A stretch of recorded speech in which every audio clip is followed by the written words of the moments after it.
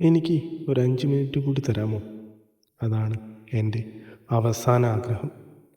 പക്ഷേ സമയം കഴിഞ്ഞിരിക്കുന്നു. എൻ്റെ ശ്വാസം നിലച്ച നിമിഷം മുതൽ ലോകം എന്നിൽ നിന്ന് അകന്നുപോയി. ഞാൻ അവിടെ തന്നെ ഉണ്ടായിരുന്നു, പക്ഷേ ആരും എന്നെ കാണുന്നില്ല. എൻ്റെ വീട്ടിൽ കരച്ചിൽ മുഴങ്ങുന്നു. എന്നെ ചേർത്ത് പിടിക്കാൻ കൊതിച്ചിരുന്ന കൈകൾ ഇപ്പോൾ എൻ്റെ നിശ്ചലമായ ശരീരത്തെ തൊട്ട് കരയുകയാണ്. എനിക്ക് പറയണമെന്നുണ്ടായിരുന്നു, ഞാനിവിടെ ഉണ്ട്, കരയുന്നു. പക്ഷേ ഒരു ശബ്ദവും പുറത്തു വന്നില്ല. ജീവിച്ചിരുന്നപ്പോൾ സമയം കിട്ടിയില്ലെന്ന് പറഞ്ഞ് മാറ്റിവെച്ച പല കാര്യങ്ങളും ഇപ്പോൾ എൻ്റെ മനസ്സിൽ കുത്തിയുണർത്തി. അമ്മയെ അവസാനമായി ഒന്ന് ചേർത്ത് പിടിക്കാമായിരുന്നു. അച്ഛനോട് നിങ്ങളെ ഞാൻ സ്നേഹിക്കുന്നു എന്ന് പറയാമായിരുന്നു. സുഹൃത്തിനോട് ക്ഷമ ചോദിക്കാമായിരുന്നു.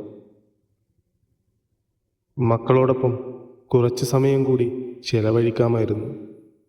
എല്ലാം പിന്നെയാകാം എന്ന് കരുതി. പക്ഷേ ആ പിന്നെ ഒരിക്കലും വന്നില്ല.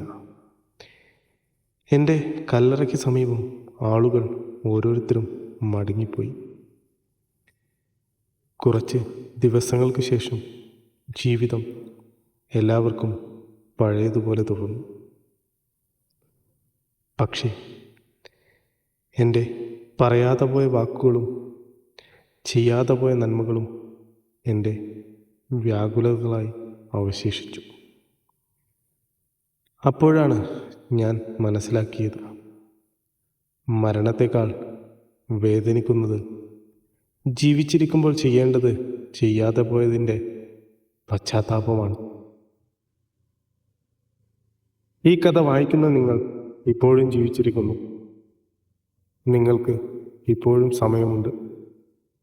സ്നേഹിക്കുന്നവരെ സ്നേഹിക്കുമെന്ന് പറയൂ.